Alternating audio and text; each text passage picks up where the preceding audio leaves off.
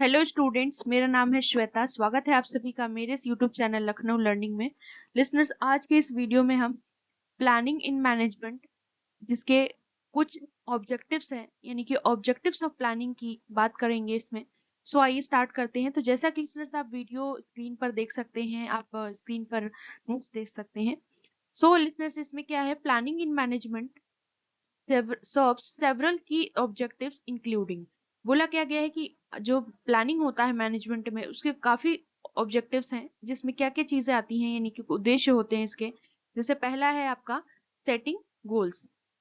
One by one discuss करेंगे। कुछ points हैं इसमें। सेटिंग गोल्स यानी पहले गोल्स को एस्टैब्लिश करना। ऑब्जेक्टिव्स क्या है तो वो हमें पता होना चाहिए। Establish clear measurable objectives for the organisation to achieve, यानी कि हमें पता होना चाहिए, यानी कि जो हमारा ऑब्जेक्टिव्स क्या है, गोल क्या है, वो क्लियर होना चाहिए। मतलब जो भी हमारा ऑब्जेक्टिव्स है ऑर्गेनाइजेशन का, वो क्या अचीव करना है हमें, वो चीजें हमें पता होनी चाहिए। दूसरा पॉइंट आता है हमारा लिसनर्स रिसोर्स एलोकेशन का। यानी रिसोर्स एलोकेशन क्या होता है, तो रिसोर्स एलोकेशन में क्या बताया गया है तो देखते हैं। Helps in effectively allocating resources to meet organisational goal. बोला गया है कि हम क्या करते हैं, जो भी रिसोर्सेज को एलोकेट करना है उसको, वो हमें इन चीजों को हेल्प करने, इन चीजों को इफेक्टिवली पाने में बहुत मदद करता है, चाहे वो ह्यूमन हो, फाइनेंशियल हो, फिजिकल हो। सो हमारे ऑर्गेनाइजेशन के गोल को पाने में बहुत ज्यादा ये हेल्प करता है। तीसरा पॉइंट है हमारा रिस्क मैनेजमेंट। अब रिस्क मैनेजमेंट में क्या बातें बताई गई हैं तो बात कर लेते हैं। Identifies potential risk and develops strategies to mitigate them, enhancing the organisation resilience. कहने का मतलब है कि इसमें हम पोटेंशियल रिस्क को फाइंड आउट करते हैं और कुछ स्ट्रेटजीज बनाते हैं ताकि उसको हम हमेशा के लिए हटा सकें। और फिर ऑर्गेनाइजेशन की एबिलिटी को इनहांस करने की बात करते हैं, रेजिलियंस को। फिर बताते हैं कोऑर्डिनेशन। कोऑर्डिनेशन, अब इसमें कोऑर्डिनेशन इसका नेक्स्ट स्टेप है। सो कोऑर्डिनेशन में क्या होता है, ensures that different department and teams are aligned and work towards common objectives fostering collaboration. कहने का मतलब है कि डिफरेंट डिफरेंट डिपार्टमेंट के लोग, टीम जो है, वो एक साथ आ जाते हैं, एक साथ काम करते हैं उस कॉमन ऑब्जेक्टिव्स को पूरा करने के लिए, जिससे कि कोलैबोरेशन होता है। नेक्स्ट बात कर लें।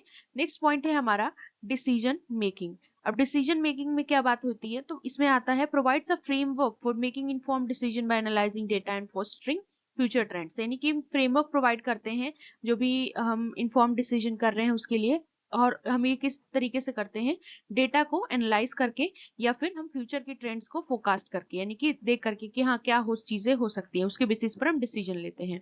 नेक्स्ट आता है हमारा परफॉर्मेंस मैनेजमेंट। परफॉर्मेंस मैनेजमेंट की बात कर ले लिसनर्स, तो परफॉर्मेंस मैनेजमेंट में क्या बताया गया है तो ये भी एक स्टेप है हमारे प्लानिंग का।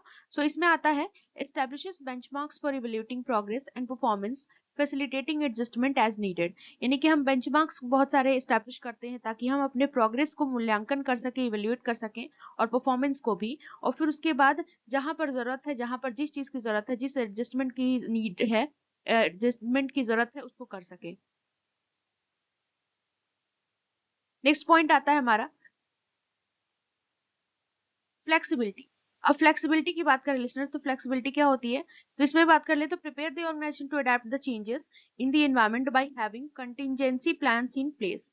बोला गया है कि ऑर्गेनाइजेशन को प्रिपेयर करना ताकि जो भी इन्वायरमेंट में चेंजेस हो रहे हैं वो अडॉप्ट कर सके, जो भी प्लान्स चेंज हो रहे हैं जहां पर भी, तो उसको मतलब अपना सके। नेक्स्ट आता है मोटिवेशन। मोटिवेशन का क्या मतलब है तो मोटिवेशन का मतलब है लिसनर्स, आप जानते ही हैं, अभी प्रेरणा कहते हैं इसको हिंदी में। सो मोटिवेशन में क्या होता है कि engages and motivates employees by involving them in the planning process and clarifying their roles in achieving objectives.